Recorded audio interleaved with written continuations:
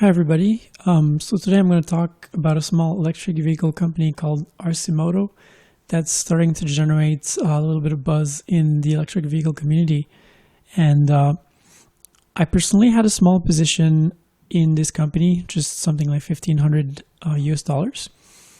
And I recently sold out of it because I have to admit I have some amount of doubt as to, whether this company is going to make it. I mean, I'm trying to find and invest in stocks that I think have, maybe 10x potential. And when it comes to Arcimoto, there's a couple of things that I'm mildly worried about. One is, are they going to be able to secure enough battery supply to make enough vehicles to justify a higher valuation? And to me, that's maybe not entirely clear because it seems like everyone right now is supply constrained. Tesla is making strides towards becoming increasingly integrated. They've had this partnership with Panasonic from the beginning, and they're starting to work towards making their own batteries in-house, which will hopefully finally make them, not battery constrained. But other companies don't have this advantage. Even the big automakers, people say the Tesla Model 3 is outselling everything right now. But I think one of the factors that people fail to consider is that the Tesla Model 3 is not outselling everything necessarily just because it's a better car. I think the Tesla Model 3 is a great car, but I think the truth is that other car manufacturers, they just cannot make the amount of electric cars that Tesla makes. For example, GM cannot make as many bolts as Tesla makes Model 3s because they do not have access to enough batteries. And that's why GM is not really selling the bolts. And so when it comes to a company like Arcimoto, I think to me it seems like a legit question. Are they going to have that battery supply secured? Are they really going to be able to scale up their production? And then there's other factors that come to my mind. Another one is, how low are they going to be able to get the price of those vehicles? Because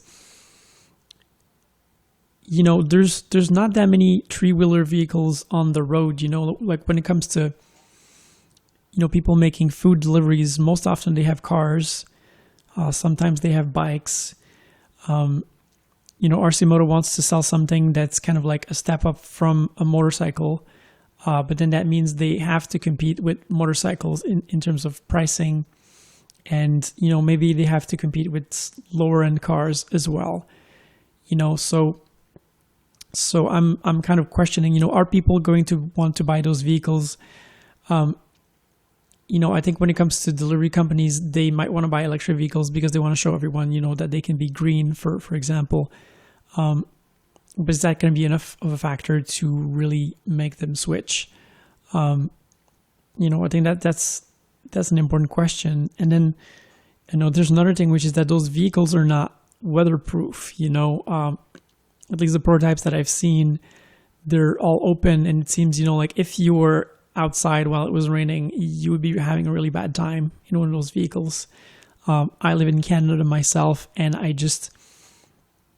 think that, these vehicles are going to be really limited in terms of how much traction they can gain up north, because in the winter, they would be basically completely useless.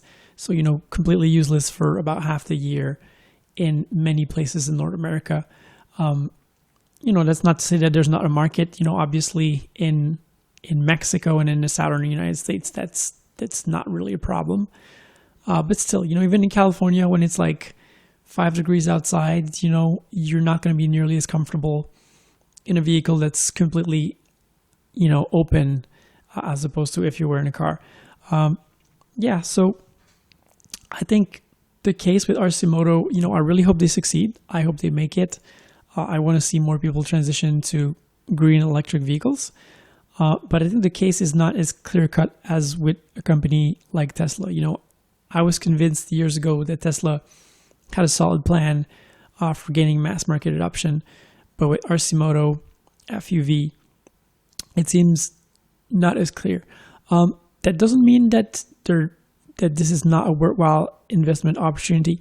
It just means for me, at the current price, I'd rather wait to see if maybe maybe it drops later, and maybe I'll jump back in. But right now, it seems like a little bit too much of a speculative investment for my own taste. But yeah, don't let that stop you. Of course, if you're interested in this stock, do your own research.